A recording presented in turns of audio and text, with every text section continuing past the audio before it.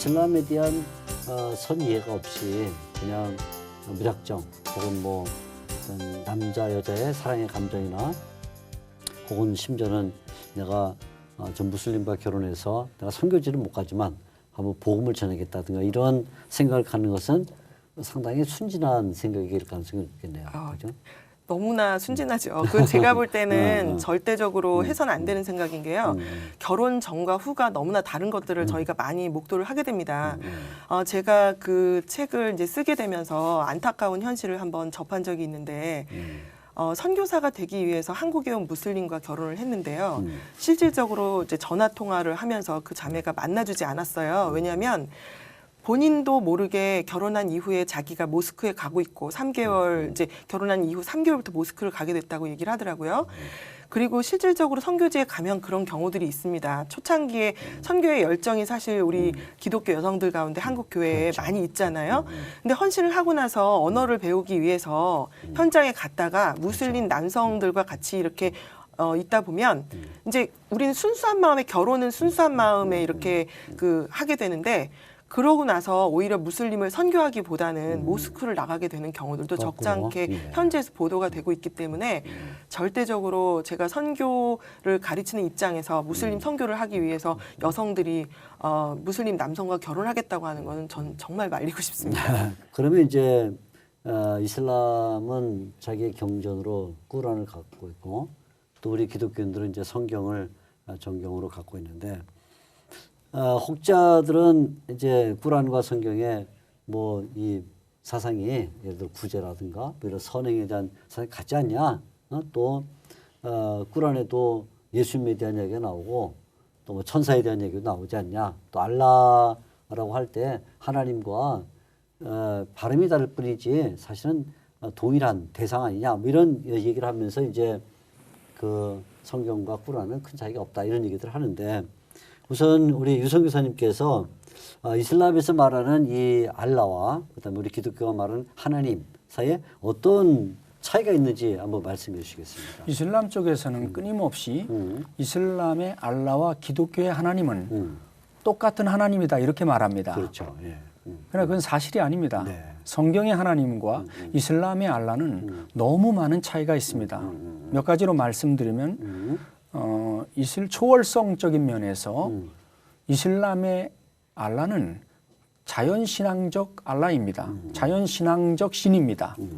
기독교의 하나님은 유일신입니다. 이 차이가 있습니다. 그리고 이슬람의 알라는 인간과 인격적인 교제가 없습니다. 기독교의 하나님은 인간과 끊임없이 교제하고 계시는 하나님입니다. 그러군요. 이슬람의 알라는 꾸란에 보면은 알라가 가까이 있다 이렇게 얘기합니다. 혈감과 가까이. 그러나 내주하지는 않습니다. 기독교의 하나님은 성령을 통하여 우리 안에 내주하시는 하나님입니다. 그렇죠. 예. 우리와 동행하시고 우리와 함께 하시는 하나님이지만 이슬람의 알라는 그런 개념이 없습니다. 또 하나 관계성에 있어서 이슬람의 알라는 이슬람이라는 말 자체가 복종이라는 말이라고 말씀하지 않았습니까? 그러니까 이슬람의 알라와 인간과의 관계는 주인과 종의 관계입니다. 이거는 처음부터 끝까지 그 사상을 견지합니다. 기독교의 하나님은 아버지와 아들과의 관계입니다. 예. 예수 그리스도를 영접함으로 인하여 예. 하나님과 우리와의 관계는 예. 절대자와 피조물과 창조주와의 관계가 아니라 아버지와 아들과의 관계로서 처음부터 끝까지 지속적으로 나가는 걸 볼 수 있습니다. 또 한 가지 언급하면 꾸란에 근거하면 알라의 이름이 99가지입니다. 그러면 모든 속성이 다 들어가 있겠죠. 예를 들면 기독교에서도 야훼 하나님, 예. 엘로힘 하나님 이런 식으로 말이 99개입니다. 사랑의 알라라는 단어가 없습니다. 사랑의 알라와 가장 비슷한 단어가 있습니다. 이건 친절한 알라입니다. 그러니까 꾸란에서 알라의 속성을 이야기할 때 사랑이라는 단어가 꾸란 전체에 2번밖에 나오질 않습니다. 다시 말하면 사랑은 알라의 속성이 아닙니다. 기독교의 하나님은 사랑의 하나님입니다. 하나님이 사랑하시기 때문에 너희도 사랑하라는 거죠. 이런 면에 있어서 기독교의 하나님과 이슬람의 알라는 그 내재된 속성에 있어서 달라도 너무 다른 그런 신이라는 것을 이해할 수 있습니다.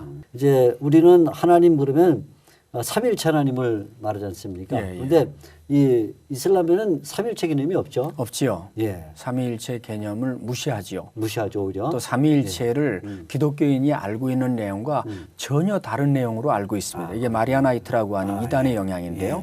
당시에 그쪽에서 섬기고 있었던 삼위일체의 개념은 알라가 마리아와 육체적인 관계를 통하여 예수를 낳은, 다시 말하면 모하메드가 생각했던 삼위일체는 알라와 마리아와 예수님이었습니다. 그렇군요. 예. 이런 개념으로 이해를 했기 때문에 어떻게 알라가 마리아와 육체적 관계를 통하여 아이를 낳을 수 있느뇨? 그래서 삼위일체 하나님을 부정하는 것입니다. 그렇게 되는군요. 예. 예. 참 재밌습니다. 자, 우리 소윤정 교수님 그러면 이번에는 우리가 꾸란 이제 알라에 대해서 얘기했으니까 이제 꾸란도 좀 얘기해야 되는데 예. 꾸란에 대해 간략하게 소개를 좀 해주시겠습니까? 예, 꾸란은 뭐 전반에 지금 유혜석 선교사님 설명을 아주 잘 해주셨는데요. 저희가 그 연구한 바에 의하면 무함마드가 굉장히 불우한 그 유년기를 지냈지 않습니까? 그러면 사실 유일신에 대한 그 갈망이 있었습니다. 그리고 그 당시에 유일신을 찾기 위해서 뭐 수도사들하고 많이 만났었다. 이런 그 역사적인 그 책들에서 많이 그런 것들이 발견이 되어지는데요. 그러다 보니까 꾸란이 지금 얘기하신 것처럼 사랑이 결여돼 있고 그리고 굉장히 기브 앤 테이크, 그러니까 쉽게 말하면 상업적인 상업적인 보상윤리가 많이 깔려 있는 것에는 무함마드가 지니고 있었던 유년기 시절의 어떤 정서적인 것들과 또 그 당시에 아랍 문화가 많이 그 윤리관으로 깔려 있다고 볼 수가 있죠. 그런 그렇죠. 입장에서 알라를 보기 때문에 신관에서 기독교적인 신관과는 절대적으로 다른 것을 볼 수가 있습니다. 그리고 얘기하신 것처럼 삼위일체에 대해서도 상당히 오해를 하고 있죠. 왜냐하면 그들이 생각하는 삼위일체는 저희가 구원을 위해서 저희가 삼위일체에 대해서 니케아 종교회의나 이렇게 정리를 했잖아요. 근데 그런 측면에서 아들이라고 하는 건 육신의 아들이 아닌데 그렇죠. 그들이 보고 있는 입장에서 어떻게 알라가 아들이 있을 수 있느냐. 그래서 예수님은 마리아의 아들로서 신의 아들이 아니다라고 이야기를 하고 있죠. 그런데 꾸란을 저희가 이제 그런 배경적인 차원에서 생각을 해볼 수 있고요. 두 번째는 꾸란의 계시, 그러니까 소위 말하는 꾸란 계시와 기독교 계시의 차이점을 저희가 한번 짚고 넘어가야 될 필요가 있습니다. 왜냐하면 꾸란에 많은 그 한국에 나와 있는 김용선 씨가 쓴 꾸란도 그렇고 최영규 씨가 번역한 꾸란 서문에도 보면 이것은 기독교와 무관한 계시가 아니라 성경과 무관한 계시가 아니라 성경하고의 연관성을 굉장히 피력을 하고 있어요. 그래서 성경을 보완하기 위해서 또 예수에 대한 신성에 대한 부분들을 기독교가 인정하고 있기 때문에 그것이 아니라는 것을 밝히기 위해서 완벽한 경전이 필요해서 알라가 꾸란을 계시했다 이렇게 나옵니다. 그런데 꾸란 계시적인 배경과 여러 가지 현상을 보면은 아까 제가 또 말씀드렸듯이 그 꾸란은 위에서 떨어진 하늘에서부터 떨어진 그런 계시다 이렇게 돼 있고 꾸란은 아시다시피 많은 무슬림들이 꾸란을 읽지 못하는 이유 중에 하나가 첫째는 아랍어로 돼 있는데 문맹률이 높은 것이 있고요. 두 번째 이유는 꾸란이 연대기적으로 역사적으로 정리가 돼 있지 않아요. 꾸란은 가장 긴 장부터 가장 짧은 장으로 가고 있는데 1장 그 신앙고백장을 제외하고는 2장이 가장 길고 그러다 보니까는 이 역사적인 순서에 따라서 배열이 돼 있지 않으니까 주제가 막 번복되고 막 갑자기 주제가 바뀌고 예를 들면 4장에 같은 경우도 고아와 과부의 문제를 얘기하다 갑자기 일부다체제 얘기가 나오고 이렇게 되다 보니까는 우리가 생각하고 있는 성경적 관점에서 계시는 역사성과 영감성과 사도성이 있어야 되는데 이 세 가지가 그 저희하고 근본적인 차이가 있기 때문에 꾸란이 우리가 생각하는 관점에서 계시가 아닐 수 있고요. 또 그리고 꾸란 그 계시를 얘기하고 있는 사람들은 자기네들 입장에서 성경을 보기 때문에 성경은 많은 저자들에 의해서 집필됐기 때문에 이것은 온전한 계시가 아니다. 그리고 오히려 무함마드가 문맹이었는데 계시가 임했기 때문에 순전한 계시, 정말 100% 퓨어. 라는 그런 것을 강조해서 계시론을 얘기를 하죠. 그래서 그들이 말하는 계시는 알라로부터 직접적인 어떤 그런 말씀이 내려와서 하늘로부터 내려온 것이고 가감이 되지 않았다. 그리고 심지어는 꾸란은 원본을 가지고 있다. 그러나 성경 원본이 없다라는 걸 굉장히 많이 강조합니다. 근데 사실은 꾸란도요. 역사적으로 보면 우스만이 7세기에 집대성에서 다른 내용들의 꾸란들을 다 역사적으로 정리를 해서 소각을 하고 난 뒤에 정돈된 꾸란이에요. 저희가 지금 가지고 있는 꾸란은 사실은 무함마드가 받았던 꾸란이 아니라 지금 우스만에 의해서 지필된 꾸란이라고 볼 수가 있습니다. 그래서 이런 저희가 기독교적인 입장에서 물론 신학적으로 여러 분야를 저희가 공부를 하고 교회가 또 성장하기 위해서 하지만은 특별히 지금 세대의 한국은 꾸란에 대한 이해를 높이기 위해서 꾸란이 어떤 배경에서 계시가 있어졌고 성경과 무엇이 다르고 또 꾸란에 많은 인물들이 나오지만 성경과 비슷한 인물들이고 또 혹은 아브라함도 나오지만 그 아브라함이 성경과 어떤 내용이 다른지 이런 부분들을 좀 깊이 생각해 봐야 될 필요가 있죠. 현재 이슬람이 이제 확장세에 있는데 우선 그 현재 이슬람 지역의 정치적 그 행보는 어떤가요? 우리 소 교수님 잠깐 말씀해 주시겠어요? 아까 뭐 자스민 혁명이며 등등 예. 얘기하셨는데, 네. 지금 이제 제가 또 말씀드렸고 뭐 연일 보도되고 있는 내용처럼요. 사실은 저희가 기독교와 이슬람교를 비교해서 생각할 때 이슬람 정치가 기독교와 절대적으로 무관하지 않았었다는 것을 역사적으로 저희들이 봅니다. 그런데 지금 전 세계적으로 이슬람이 부흥을 하고 있고 그리고 물론 10%의 근본주의자들과 그리고 20%의 지도층에 의해서 나머지 무슬림들이 움직이고 있지만 지금 자스민 혁명이 튀니지에서 시작됐고 이집트와 또 시리아와 또 터키 여러 가지 그 정세를 볼 때 이슬람주의자들이 정권을 잡고 그리고 그것에 대해서 사람들이 세속주의 이슬람들이죠. 그러니까 전 세계가 이렇게 세속주의의 어떤 영향을 받으면서 이슬람 내에서도 그런 다른 목소들이 사실 많이 나옵니다. 저희들이 어떻게 보면은 영국의 버밍엄이나 이런 데 책자들이나 학자들을 보면은 오히려 우리들보다도 이슬람 회의자들이 굉장히 이슬람 그 쪽에서 많이 나오는 것들을 볼 수가 있죠. 그런데도 불구하고 정치적인 영향을 잡고 있는 사람들은 이슬람주의자들이라고 볼 수가 있습니다. 그래서 그 이슬람주의자들이 전 세계를 이슬람화하고 하나의 정부를 갖기 위해서 여러 가지 그 차원에서 지금 혁명을 일으키고 또 분쟁을 일으키는 그런 원인이 되고 있다라고 볼 수가 있죠. 우리 유성 교사님은 이제 오랫동안 영국에서 활동하셨고 체류하셨기 때문에 영국이 이슬람화되는 그 과정을 현장에서 지켜보셨을 것 같아요. 그렇죠. 예. 예, 어떤 상황인가요? 한국과 비교해서 이제 말씀을 좀 드리는 게 좋을 것 같은데요. 예를 들면 이제 한국의 모슬렘 인구가 유입되기 시작한 게 1990년이거든요. 네. 3D 현상이 일어났죠. 네. Dirty, Difficult, Dangerous. 네. 그래서 젊은이들이 화이트 칼라를 좋아하게 되면서 이제 공장들이 비게 되는데 어쩔 수 없이 외국인들이 들어올 수밖에 없는 그렇죠. 상황이다 보니까 1990년에 약 2만 명이 들어왔습니다. 2만 명이 들어왔는데 2005년의 통계를 보면 한국의 모슬렘 숫자가 14만 명이라는 통계가 있는데 그때 한국에 들어와 있던 외국인이 75만 명입니다. 자, 제가 초반지에 이런 말씀을 드렸어요. 전 세계 인구 가운데 22.8%가 무슬림이다. 네, 다시 말하면 5명의 외국인이 있으면 그 가운데 1명이 모슬렘입니다. 그렇죠. 한국에 이제 모슬렘들이 외국인들이 들어오고 있습니다. 한국 정부 발표에 의하면 2020년 되면 한국의 외국인 인구가 350만이 되겠다고 작년 말에 발표했습니다. 그런데 유엔에 올린 보고서에는 2020년까지 한국의 외국인의 숫자가 500만이 되겠다고 했습니다.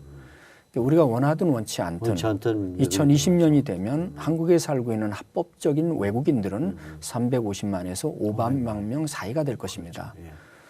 자, 아까 2005년에 외국인이 75만 명이었을 때 한국에 있는 모슬렘들이 14만 명이라고 했는데 2011년에 와서 한국의 모슬렘이 외국인이 120만 명이었을 때 한국의 모슬렘 인구가 한국인과 또 외국인을 포함해서 20만 명이라고 했습니다. 그렇다고 하면 전 세계 추세하고 우리도 맞아 들어간다는 걸 알 수 있습니다. 다시 말하면 2020년에 한국에 350만 명의 외국인이 있다면 그 가운데 적어도 70만 명 이하는 모슬렘일 가능성이 있습니다. 외국인과 한국인을 포함해서 또 그 사이에서 태어난 자녀들도 확장돼 가기 때문에 다시 말하면 한국은 10년 안에 모슬렘 인구 80만 명이 될 것입니다. 그리고 15년이 지나면 100만 명으로 본다고 볼 수 있습니다. 기본적으로. 제가 1990년에 영국을 갔습니다. 그때 영국의 모슬렘 인구가 몇 명이었냐면 110만 명이었습니다. 근데 2020년에 영국의 모슬렘 인구가 몇만 명이냐? 250만 명입니다. 근데 그 250만 명은 영주권자, 시민권자입니다. 그렇군요. 다시 말해서 영국 시민으로서 모슬렘이 몇 명이냐지요. 그렇죠. 예. 그러면 실질적으로 시민들만 있지 않습니까? 그렇죠. 공부를 하러 온 유학생들, 유학생. 사업하러 온 사람들, 그렇죠. 영주권 받으려고 줄 서 있는 사람들, 예. 이런 사람들하고 합치면은 합법적으로 영국에 거주하고 있는 모슬렘의 숫자는 550만으로 봅니다. 자, 그렇다고 하면 모슬렘 인구가 100만을 찍고 나서부터는 3, 400명이 늘어나는 데에 불과 20년밖에 걸리지 않았습니다. 따라서 과거의 중동이 비잔틴 기독교 제국이었습니다. 그렇죠. 예. 모함메드가 태어나기 이전에 이전에는 4세기 동안 그렇죠. 기독교 제국이었지만 오늘날의 중동은 무슬림 제국이라고 봐도 그렇죠. 아무도 뭐라고 안 합니다. 90% 이상의 인구가 무슬림이기 때문에 네. 유럽은 종교개혁이 일어났고 청교도 혁명이 일어났고 한국에 선교사를 파송했던 그런 지역입니다마는 오늘날 이슬람화 돼가고 있는 것은 이것이 새로운 게 아니라는 거죠. 중동도 그랬듯이 유럽도 그럴 수 있다는 거죠. 아까도 말씀드렸지만 첫째가 다산입니다. 다산이. 그다음에 결혼, 그다음에 이민, 그다음에 모슬렘들의 열성적인 신앙, 네. 예. 그다음에 개종. 이런 것들이 이슬람이 늘어나는 네. 원인이라고 볼 수 있습니다. 한 가지 더 덧붙이면 그렇다면 왜 개종을 할까 하는 겁니다. 화이트 칼라 앵글로 섹슨들이 네. 화이트 칼라 게르만들이 네. 왜 이슬람으로 개종할까 하는 문제입니다. 그 첫 번째 이유가 뭐냐면 모슬렘들이 전투적으로 이슬람을 전합니다. 여호와 증인들이 유럽에서도 도어투도어를 합니다. 각 가정을 방문하면서 전도를 하는데 여호와 증인의 간부가 저한테 직접 한 말인데 기독교인 가정은 두드리지만 모슬렘 가정은 절대 안 두드립니다. 그 이유가 뭐냐? 모슬렘 가정에 잘못 두드렸다가 그 안에 들어가서 밥 얻어 먹어가면서 이슬람에 대해서 들어야 됩니다. 그래서 여호와 증인이 모슬렘 집은 절대 두드리지 않을 만큼 모슬렘들은 전투적으로 이슬람을 전합니다. 두 번째 이유가 뭐냐면 이슬람의 교리가 단순하고 쉽습니다. 삼위일체 없습니다. 원죄 없습니다. 성육신 없습니다. 그런 복잡한 문제들이 없습니다. 왜? 사람이 만든 종교지요.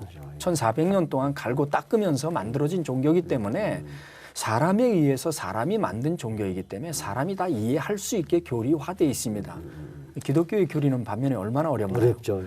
따라서 이슬람으로 개종하는 문이 굉장히 많이 열려 있습니다. 또 하나가 뭐냐면 유럽에는 이혼율이 높습니다. 한 번은 제 아들이 11살 때인데 바깥에서 친구들하고 놀다가 집에 들어와서 엄마 아빠 한번 앉아보세요 그래. 우리가 앉았어요. 앉았더니 이 아이가 큰절을 해요. 너 웬일이니? 애가 참 그 됐나 보다 이랬는데 그게 아니고 자기 친구들은 전부 다 이혼했는데 우리 엄마 아빠만 이혼 안 했다는 거죠. 그러니까 이혼을 한 그 가정에서 자라는 아이들이 얼마나 외롭고 고독하고 상처가 많고 소심해지고 이런 걸 본 거지요. 그러니까 이 아이들이 이슬람이라는 종교는 아시아에서부터 시작된 종교입니다. 그렇죠.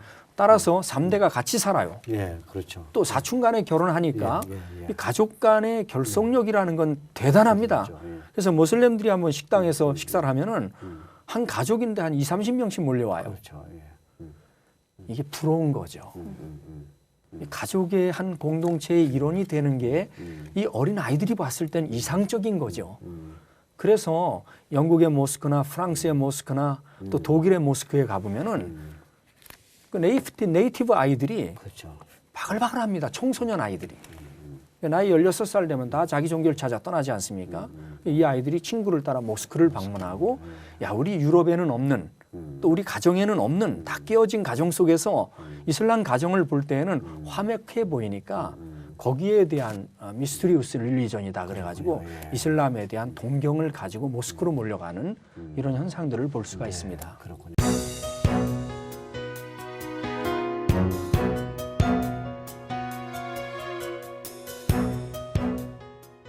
그들이 굉장히 그 강하게 포교 정신을 갖고 있다면 우리도 역시 그들 향해서 복음을 전했는데 어떻게 복음을 전하게 아주 간략하게 우리 소 교수님 한번 말씀해 주시죠. 제가 근간 들어서 로잔 선교 운동, 보그마 운동에 대한 문서들을 살펴보게 됐어요. 그래서 이슬람에 대한 이슈들이 뭐 파타야 포럼 또 그리고 그 이제 최근 들어 2010년 케이프타운 선언문에서도 나타나고 있지만 타종교에 대한 우리의 자세가 복음주의자들이 어떻게 돼야 하는가. 근데 이슬람들이 아까 유해석 선교사님도 말씀하셨지만 그 근본주의자들이나 그 10% 20%를 제외하고는 굉장히 선행에 힘쓰거든요. 그리고 대다수의 현지에 계신 기독교 선교사님들이 선교에 많은 결실들을 맺는 경우를 보면 관계를 통해서 삶을 통해서 그 모습들이 나타나져서 그리스도인들의 모습이 나타나질 때가 가장 그 선교에 대한 접촉점들이 되는 것을 볼 수가 있습니다. 그리고 최근 들어서는 미디어를 통한 선교를 통해서 그 중동 지역뿐만이 아니라 미디어를 통해서 복음 메시지를 들은 사람들이 자기네들이 어떤 그 상담을 신앙 상담을 해오고 이런 경우 또 꿈이나 정말 우리가 성령의 역사를 통해서 슈퍼내추럴한 어떤 그런 역사를 체험해서 교회로 나오는 경우들을 많이 목도하거든요. 첫째는 제가 강조하고 싶은 거는 아까 서두에도 말씀드렸지만 교회가 교회의 모습을 찾을 때, 교회의 영성을 회복할 때, 기도할 때 역사가 말해주듯이 우리가 17세기, 18세기의 경건주의 운동과 기독교 부흥 운동, 그 영적 대각성 운동이 일어났을 때 그때는 이슬람이 발전하지 않았습니다. 그래서 저는 거기에 핵심이 있다고 생각합니다. 하나님께서 우리에게 원하시는 것은 이슬람을 대항해서 어떤 액션을 취하거나 이러기 전에 먼저 교회가 엎드려서 기도하고 하나님 앞에 겸허하고 우리 자신을 되돌아보고 우리 영성을 회복할 때 오히려 한국에 온 무슬림들도 선교할 수 있는 좋은 기회다. 왜냐하면 선교지에 나가서 그 복음 메시지를 전할 수 없는 그 종교의 자유가 없는 나라에 가서 복음 전하려면 너무 힘들잖아요. 근데 그들은 사실은 우리한테 찾아온 그런 손님이지만 한국은 얼마든지 복음을 전할 수 있는 종교의 자유가 있는 나라이잖아요. 이렇게 좋은 기회를 한국 교회가 선용을 해서 영성을 회복해서 전도를 할 수 있으면 좋겠다. 그러기 위해서는 첫째 기도의 영성을 회복하자. 그리고 두 번째는 우리의 삶을 통해서 그들을 변화시키자. 그래서 그들에게 물론 다문화 정책을 통해서 무작정 베푸는 그것은 제가 볼 때는 너무 무모하다. 왜냐하면 서구 유럽의 경우에 영국도 프랑스 사르코지 대통령이 최근 들어서 부르카를 벗기는 그런 제도를 했죠. 그리고 그 TV에도 보면은 그 부르카를 벗기다 프로그램 뒤에 보면 일부 사처제를 하고 있는 사람이 경우가 나와요. 그런데 첫 창기에는 그것을 문화의 다양성으로 받아들였다가 정부가 이제 더 이상 그렇게 포용하지 않겠다라는 것을 보이면서 상황이 어려워진 것들을 볼 수가 있습니다. 우리나라도 마찬가지죠. 한국도 앞으로 10년 뒤에 그런 그 예상 치수를 볼 때 우리에게 다가올 문제라는 거죠. 그렇기 때문에 다문화 정책을 활용을 하되 교회가 지혜롭게 그들에게 선을 베풀자. 선교지에서 있어지는 것처럼 한국도 역시나 무슬림들을 전도하려면 1:1 전도가 필수적입니다. 왜냐하면 한국에 무슬림 이맘들도 많이 와 있거든요.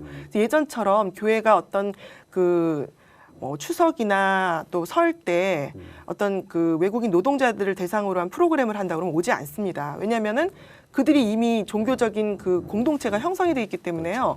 절대적으로 교회로 들어오지 않습니다. 그렇기 때문에 교회가 그들을 선교할 때 열심만 가지고서 되는 게 아니고 지혜롭게 그들 입장에서 복음을 접할 수 있도록 하는 방법들이 모색이 되어져야겠죠. 그래서 다양한 방법들이 필요하고요.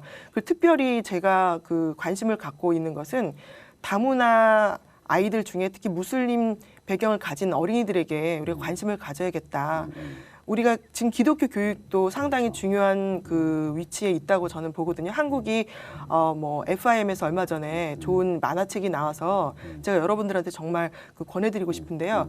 이슬람교의 교리와 기독교 교리의 차이를 알려줄 수 있는 그런 만화책 같은 것들이 굉장히 상당히 많이 한국 교회를 위해서 필요하고 또 뿐만이 아니라 그런 기독교 교육을 더 확대화시켜서 무슬림 어린이들에게 교육의 혜택을 제공을 하면서 그 교육의 혜택을 통해서 이슬람에게 접촉할 수 있는 자연적인, 왜냐하면 한국에 와서 그 아이들이 자랄 때 엄마 아빠는 처음에 와서 외국인 이주민으로 왔지만 그 어린 아이들은 한국에서 자랐기 때문에 한국인의 그렇죠. 그 정체성을 가지고 있거든요. 그렇습니다. 근데 그 어린이들에 대해서 한국 사회가 도외시하고 있고 어려움을 해결하지 않으면 얼마 안 있다가는 그게 사회적 문제가 될 수가 그렇죠. 있습니다. 그래서 저희가 그 어린이들을 대상으로 해서 선교할 수 있는 기회들을 좀 만들어 보자. 그런 것이 가장 적합하지 않을까 이렇게 생각을 합니다. 자, 이제 시간이 우리가 참 많이 갔는데요. 하고 싶은 얘기 많고 또 더 들어야 될 얘기가 많지만 각각 우리 수 교수님 먼저 마지막으로 시청자들에게 이 이슬람 문제 관련해서 하시고 싶은 말씀 있다면 해주시죠. 제가 이제 최근 들어서 작년, 재작년부터 수쿠크에 대한 문제들이 굉장히 화두가 되고 있어요. 근데 마치 기독교인들이 수쿠크를 반대해가지고 종교적인 분쟁을 통해 갖고 한국 경제 발전에 저해가 되는 것 같은 그런 그 오명을 저희들이 받게 돼서 참 마음이 안 좋습니다. 왜냐하면 사실은 저희들은 기독교인들이지만 대한민국 국민으로서 그렇죠. 한국의 발전과 또 우리의 무궁한 어떤 그 경제 발전에 도움이 되고자 기도하는 구국 기도를 하는 기독교인들이거든요. 그런데 저희들이 수쿠크를 반대할 때는 그만한 이유가 있어요. 그런데 한국의 이슬람 그 관련 학자들이 써내고 있는 책들은 천편일적으로 수쿠크를 다 찬성하고 마치 수쿠크가 한국 경제 발전에 대단한 어떤 그 영향력을 끼칠 것 같은 그런 이야기들을 합니다. 예. 그런데 사실은요, OBS에서 방영된 그 21세기 이슬람이라는 프로그램에도 보면 오히려 이슬람 학자들이요, 이슬람 금융이 서구 금융시장의 몰락에 대한 해답을 제시해 줄 수 없다라고 얘기를 합니다. 이미 회의론자들이 많이 있다는 것을 볼 수가 있고요. 그 이유는 뭐냐면 우리나라 같은 경우에는 이미 말레이시아 버자야 그룹이 제주도 휴양림 건설에 투자를 하고 있고요. 이미 금융계에서도 다 개인적으로 기업 대 기업으로 이슬람 금융이 많이 들어와 있습니다. 그런데 이런 상황 속에서 구태여 수쿠크를 정식적으로 들여온다고 할 경우에는 오히려 그것을 통해서 샤리아법이 한국 내에 도입될 수 있는 가능성이 저희들이 배제할 수가 없어요. 왜냐하면 이미 2004년, 7년 뭐 이때부터 시작해서 우리나라의 그 사법연수원에서 샤리아법을 가르치고 있고 연수를 하고 있다라는 저희들이 그 보도를 접합니다. 그 이야기는 뭐냐면 이미 한국도 샤리아법에 대해서 이 법학자들이나 이런 그런 사람들이 연구를 하고 있다는 얘기인데요. 이 조세특례법을 통해 가지고 구태여 그들에게 그런 기회를 주고 또 그리고 어느 경제든지 수쿠크는 엄밀히 말하면 돈을 저희가 꼬아갖고 오는 그런 거잖아요. 근데 한 가정 경제를 볼 때도 어떻게 하면 우리가 돈을 잘 꼬올까?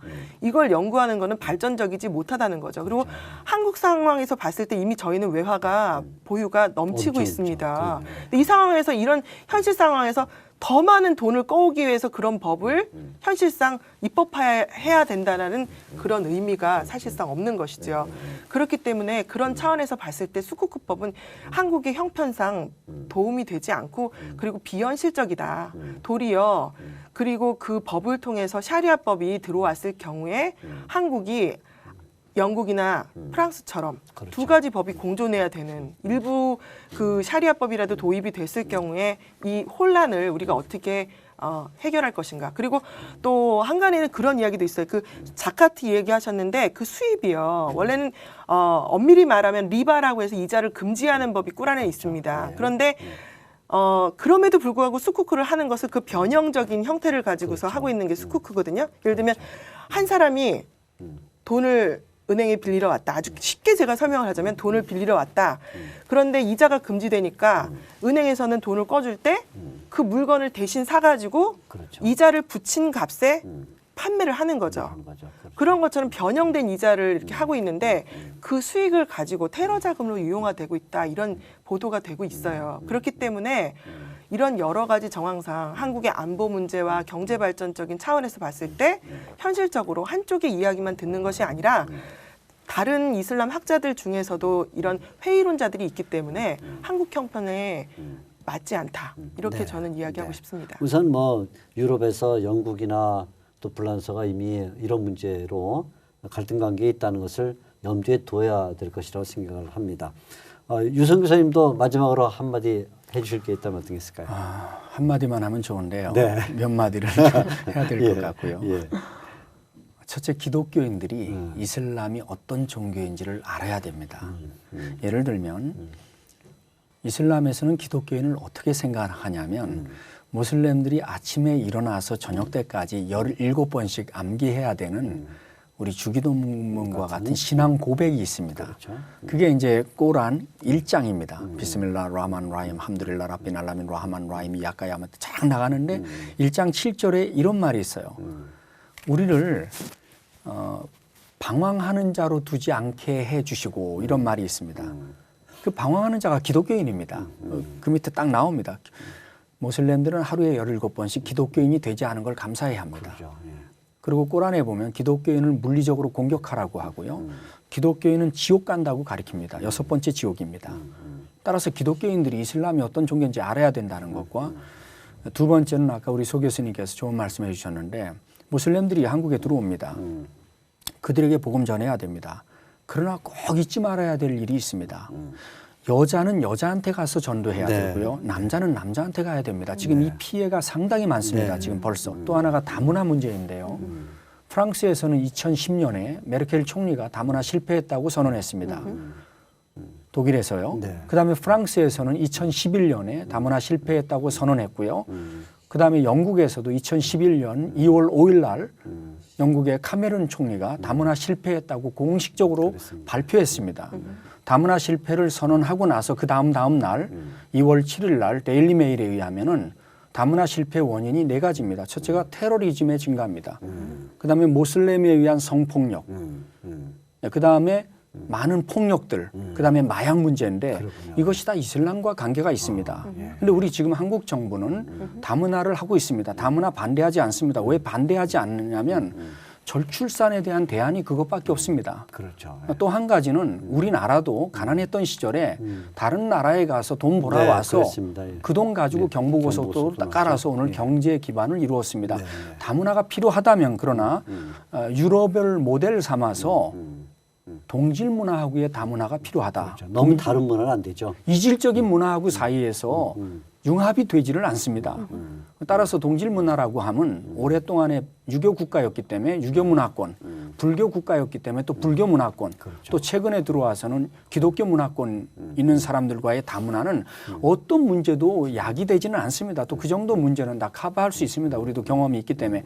그러나 이슬람과의 다문화는 지금 역사적으로 해본 적이 없는 너무나 이질 문화와의 다문화를 유럽이 실패했다고 공포를 했으면 우리 한국 정부와 사회도 반면 교사로 삼아서 조심해야 되죠. 이 부분을 신중을 기해야 된다는 것입니다. 맞습니다. 지금 또 한 가지가 이제 마지막으로 드리고자 하는 말씀인데 놀라운 사실은 지금도 모슬렘들 가운데 80%는 기독교의 복음을 한 번도 들어본 적이 없습니다. 그렇군요. 예. 복음을 듣고 싶어도 전해주는 사람이 없습니다. 따라서 여전히 우리 한국 교회는 선교사를 파송해야 되고 또 이슬람에 대해서 공부해야 되고 앞으로 늘어만 가는 모슬렘 인구에 대한 구체적인 대안에 착수해야 된다고 생각을 합니다. 모슬렘들이 복음을 듣고 싶어 합니다. 뭐가 진리인지 알고 싶어 합니다.